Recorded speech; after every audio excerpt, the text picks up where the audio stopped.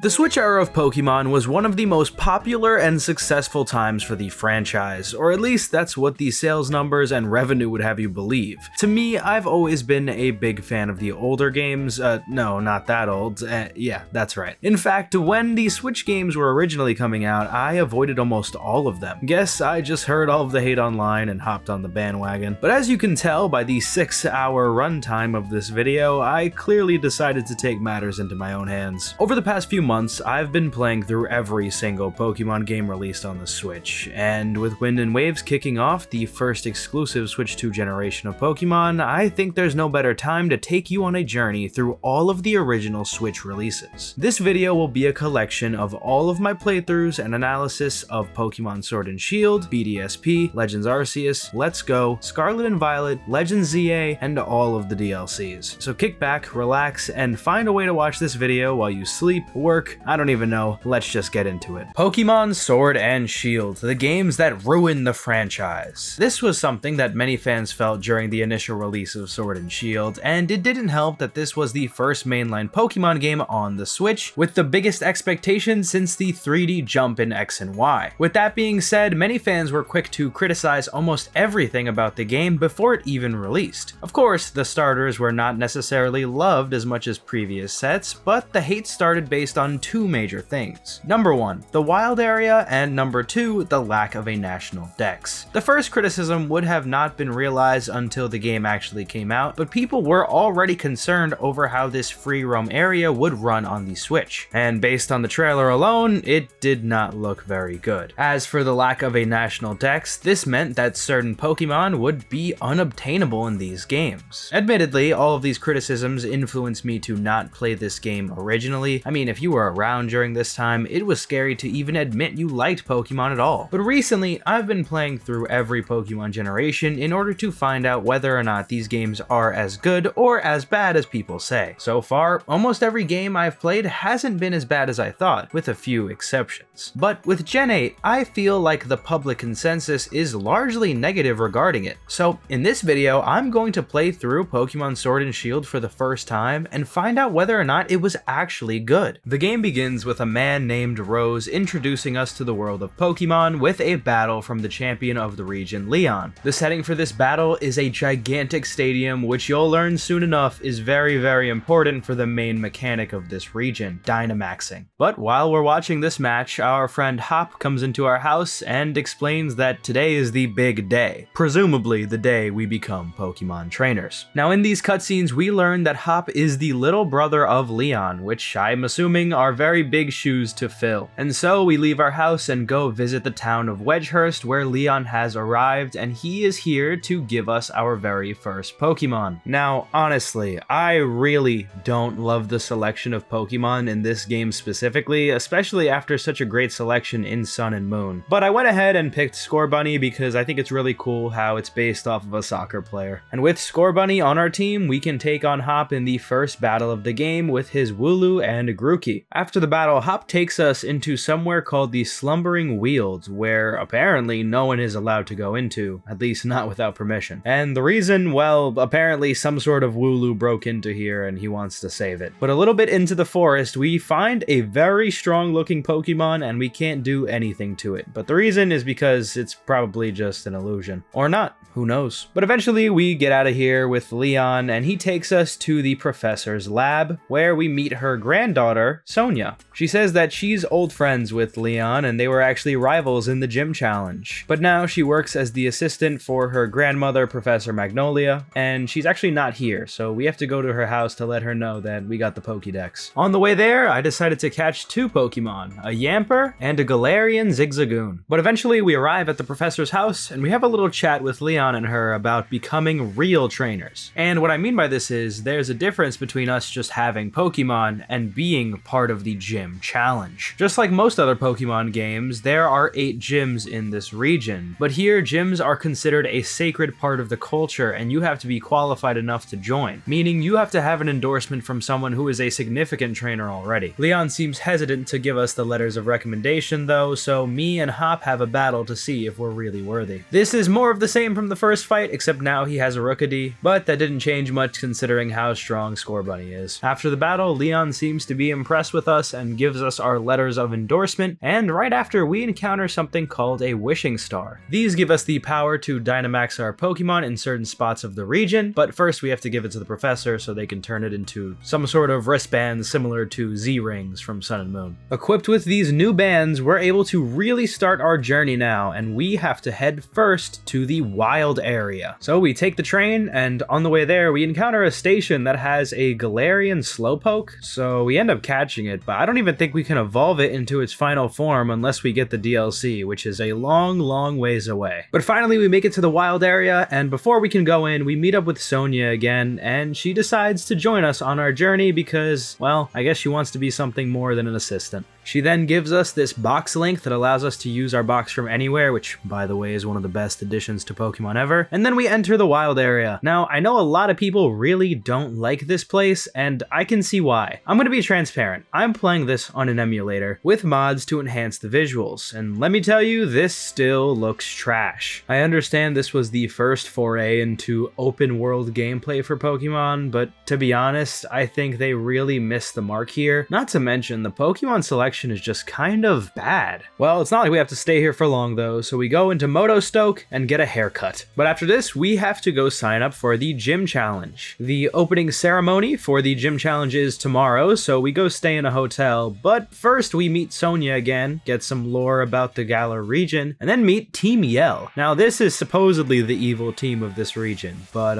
let's just say evil teams don't really exist anymore from this point on. The whole point of Team Yell is actually just to support one of the gym challengers, Marnie. Anyway, we go to sleep, and the next day it's time for the opening ceremony. Now once again we see Rose, who is apparently the chairman of the Pokemon League, and he introduces all the gym leaders except for one. Then all the gym challengers come out, and that is the end of the ceremony. After this, we have a brief chat with the chairman, and then, well, we can actually start our journey now. Well, we have one more battle with Hop, and look, just get used to battling Hop about 2 to 3 times every single town because, well, I don't know, this game just has a lot of rival battles. Anyway, on this route, we evolved our Scorbunny into a Raboot, which is a very interesting design for a Pokemon, that's for sure. But now we have to head to the next town, so we make it through this route, through this cave, but at the end we're stopped by Bede, who we saw earlier at the registration. He says he's endorsed by Chairman Rose, so he is more amazing than us. In reality though, he is not a very good trainer at the moment, as he only has a Solosis, Gothita, and Hatenna, which we quickly defeat. Now we can go to the next town, Turffield. This is where we meet Milo, the first gym leader who specializes in grass types. We also have a brief meeting with Sonia, and she's clearly trying to figure out more lore about the Galar region. But now it's time for the first gym. Now of course there are not trials like Sun and Moon, but in this game there are gym missions, and usually you have to do some sort of weird task before every gym before you can actually battle. In this case, we have to herd Wooloos. Yeah, that's pretty much it. After completing that, we are allowed to battle the gym leader Milo, and oh my god, this is electric. In this game, gym battles are treated as massive sporting events. I mean, look at this crowd. Now, in these stadiums, we have the ability to Dynamax our Pokemon. This will increase their max health and also deal insane amounts of damage, but they'll also trigger special effects like setting different types of terrain or changing the weather. The only caveat is they can only Dynamax for 3 turns, so it's probably best to save it for the end of the battle. Because of how electric these battles are in this game, I'm going to go into a little bit more depth than usual on these battles, although in this case there isn't really much to talk about. This is the first gym leader and we have such a strong type advantage, we can just one-tap everything. Milo's first Pokemon is a Gossifleur, which gets destroyed obviously, and then he sends out an Eldegoss, which Dynamaxes, so we do the same, and well, we easily defeated it. I know that might have seemed easy, but I can guarantee you getting the other gym badges will not be such an easy task. After the battle, before we leave town, I wanted to go get a Milcery because I really want an Alcremie.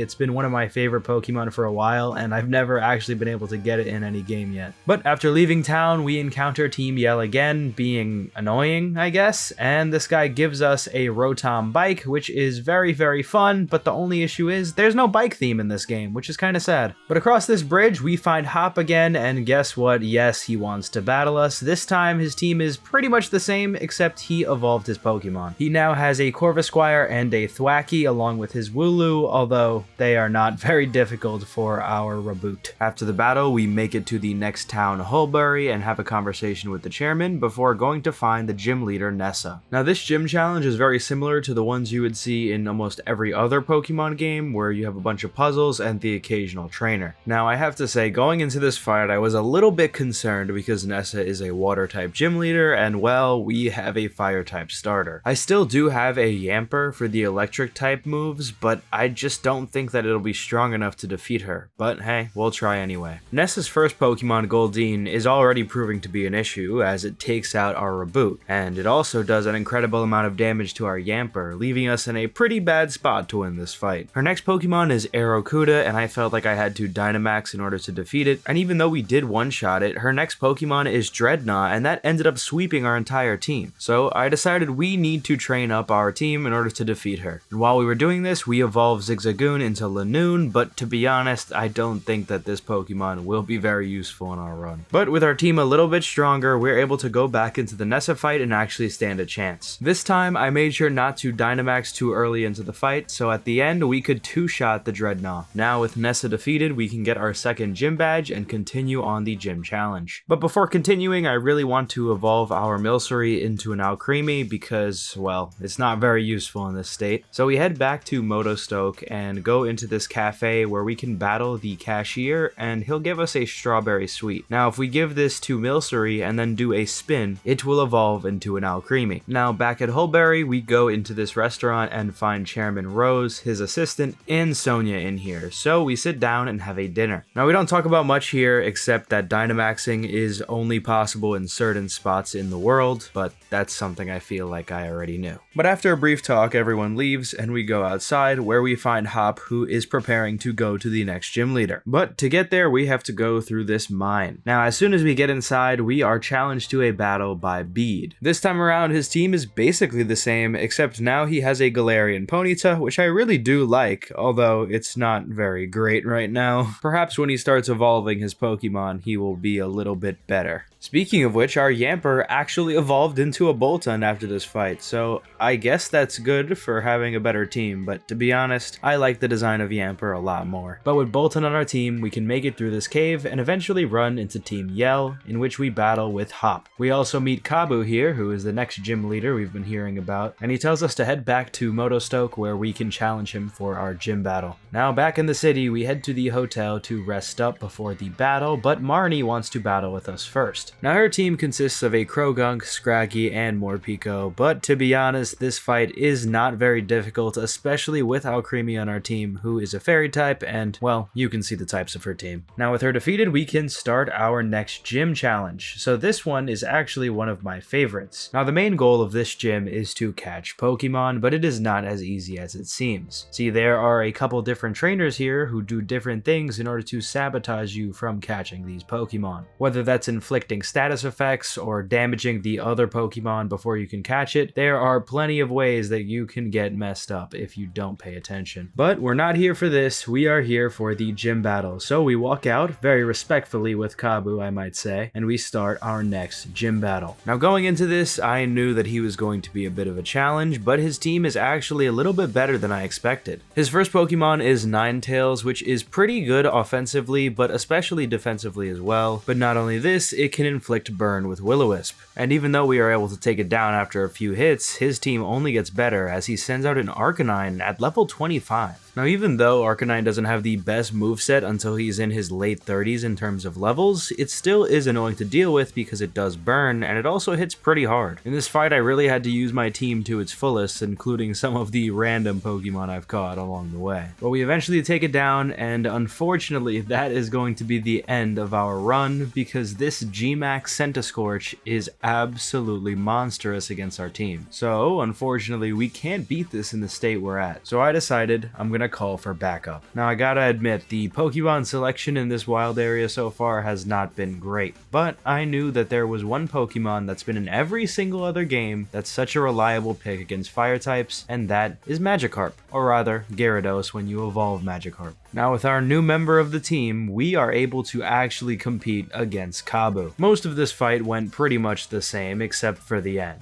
We ended up in a Dynamax battle and our Gyarados did hit it with a Max Geyser and it somehow survived. Regardless, it simply could not do enough damage to our Gyarados to even come close to beating us, and we obtain the third gym badge. But now we have a long way to go to get to the next gym, so let's begin. First, we see the gym leaders we've defeated so far and they send us off, and we headed to the wild area with Hop. Now out here we actually get into a bit of a scuffle with Beat and Hop and they end up battling, so we move on ahead without them. But now for the first time I really got to explore the wild area, and I mean, it's cool, it's just a bit unimpressive considering how bad the Pokemon selection is, and also the visuals are not great. But after making a long trek, we make it into Hammerlock, and this is a very cool city, and we actually come here with Bead, but not Hop. I guess he probably lost. The chairman is also here, and he has a little conversation with Bead, and then we learn a little bit more about the Galar region and how it gets its energy for Dynamaxing and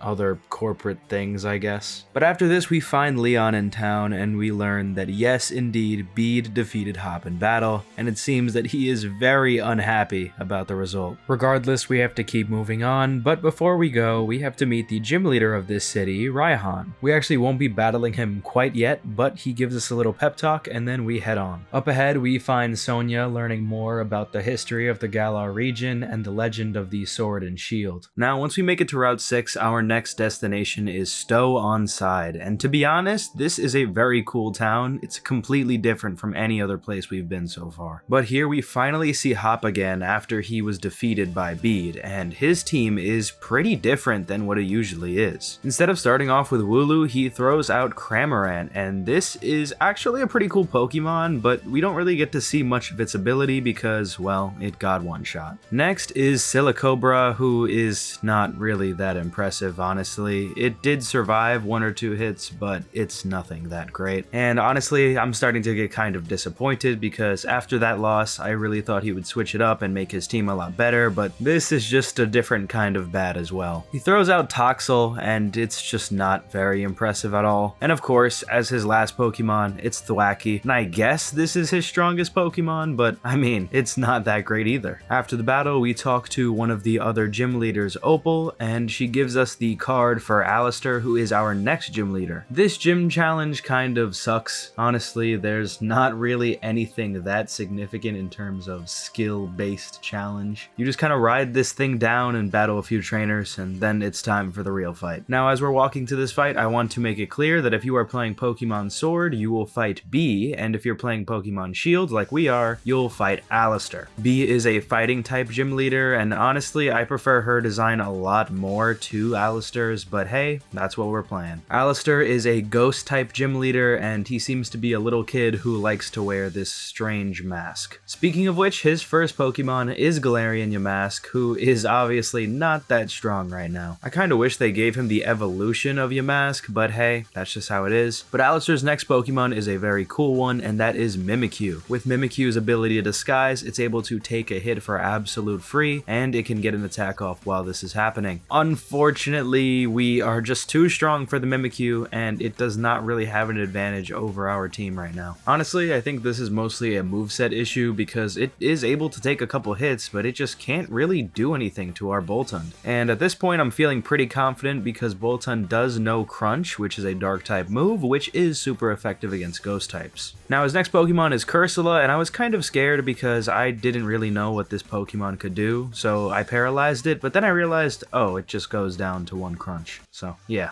Now, finally, we get to see one of the coolest Dynamaxes, or actually, in this case, Gigantamaxes, Gigantamax Gengar. Now, this form completely changes the appearance and health of a Pokemon, but it also gives them access to a unique move for their transformation. In this case, it would be G-Max Terror, but he doesn't actually use it. He uses Max Ooze, which is the poison type move, and well, it gets 2-shot. Well, that was disappointing for him, but more disappointing for us, because I feel like that was a little too easy. Regardless, we get our 4th gym badge and evolve Raboot into Cinderace. After we leave the gym, we immediately talk to Sonia and head to the ruins, which is being attacked by Bede. So of course, we have to stop him, and while his team is a little bit different with some new evolutions like Duosion, it's still not that great, and honestly, our Cinderace and Gyarados clean his team up very easily. After the battle, the chairman pulls up and tells Bede that his endorsement for the gym challenge is being revoked because, well, he's not being a great person. Honestly, it feels like a bit of a setup though, because Bede was just trying to get wishing stars for the chairman, and this is kind of what he thought was the right thing to do by destroying this ruin. Well, after this, we see that the attacks on the ruin do indeed break down the wall, and it reveals some very interesting lore for Sonia. With this, we learn about the presence of potentially the legendary Pokemon that we saw at the start of the game. In this region, there's a tale about an old calamity that happened, and it was saved by a sword and a shield, but it's never indicated whether that was a person or a Pokemon. But here, we can tell that it clearly was 2 Pokemon. But with all that completed, we can head to the next route, the Glimwood Tangle. Now this is one of my favorite routes in any Pokemon game because the atmosphere and Pokemon selection are just so good. In fact, I decided to get a new party member for our team called Sinistea, and I really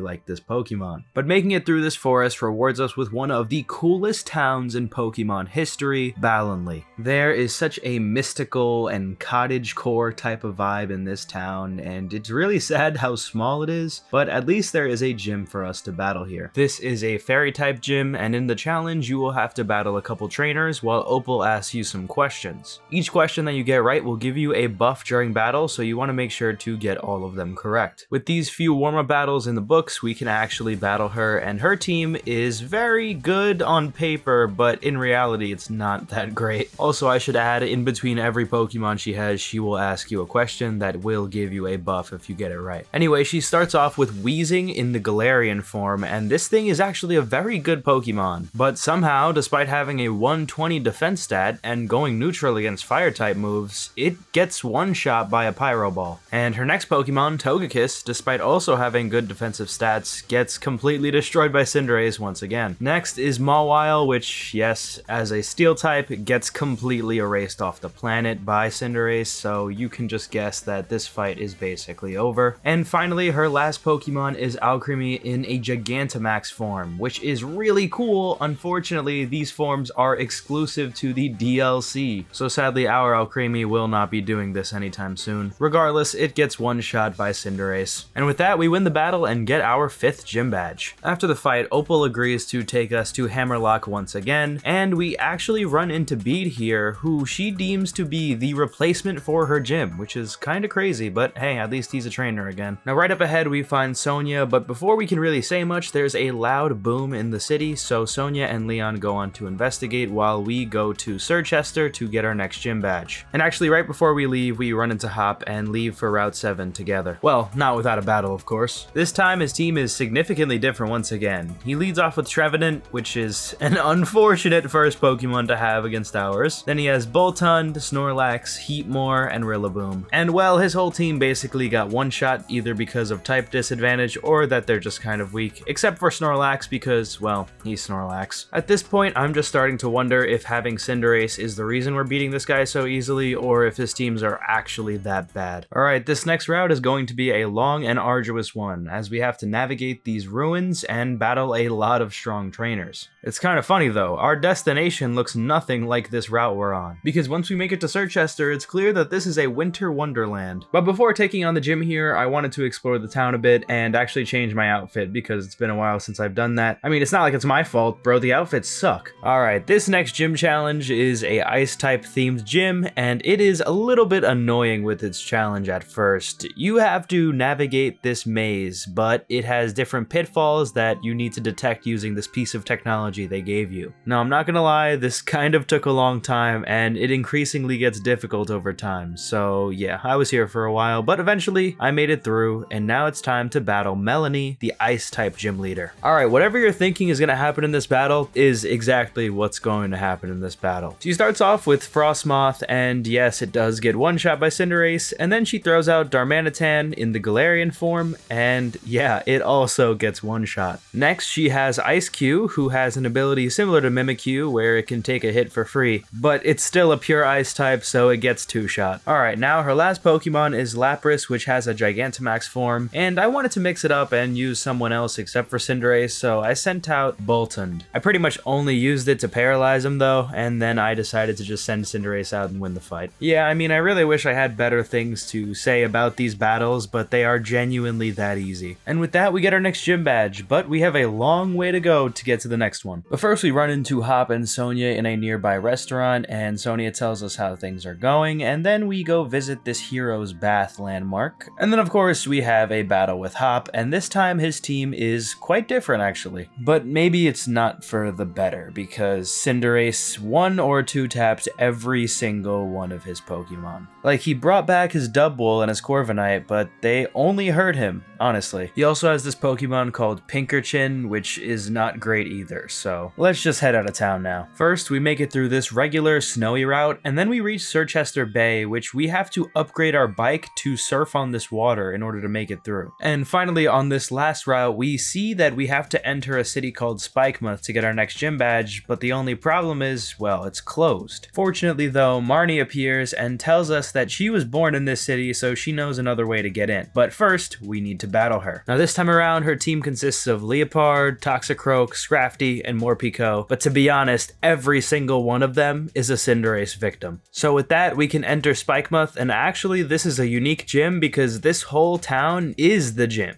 Basically meaning that the gym challenge is actually just us battling a bunch of Team Yell members. And at the end of it, we can face the gym leader, Piers. Now this is the older brother of Marnie, and he has a unique rule for his gym: no Dynamaxing. Now the reason for this, number one, is that this city just doesn't have a power spot that you need to Dynamax, but I feel like it's also a political statement as well, because Dynamaxing is very corporate and mainstream, and well, these guys, they just seem to be really against that. Now for this gym battle, we started off with Cinderace once again, and he threw out Scrafty, who of course was destroyed by him. But this time, I felt like switching it up and using Alcremie to battle. The reason I chose this guy is, well, because Fairy type is strong against Dark types, and all of the remaining Pokemon are Dark. Not to mention, Alcremie has a pretty good moveset, being able to heal with Draining Kiss and deal a ton of damage with Dazzling Gleam. And with just this Alcremie, we were able to take down his Malamar, Skuntank, and Obstagoon, getting us the Dark type gym badge. Now, right as we leave, we hear a huge sound once again, but we find Leon outside, and apparently he has it all covered, so nothing to worry about, I guess. Up ahead, we actually find Hop here and discuss the situation, but by now, Leon had already handled the issue, which was a randomly Dynamaxed Pokemon. Kinda random, but hey, I guess it's handled now. Well, now it's time to prepare for the last gym leader, Raihan, and to be honest, I'm pretty scared because, well, Leon said that he's the only other trainer he'd consider a rival. Now, if you forgot that I have a Sinistea, I don't blame you because it's barely been used, but yes, I decided to finally evolve it. I actually didn't know that you had to evolve it with a certain item from earlier in the game. Actually, you could get this item even before catching this Pokemon. Yeah, my bad, guys. Well, now we have a Poltegeist, so that's good. I also wanted to try and get the last member of our team, which I wanted to be Dragapult,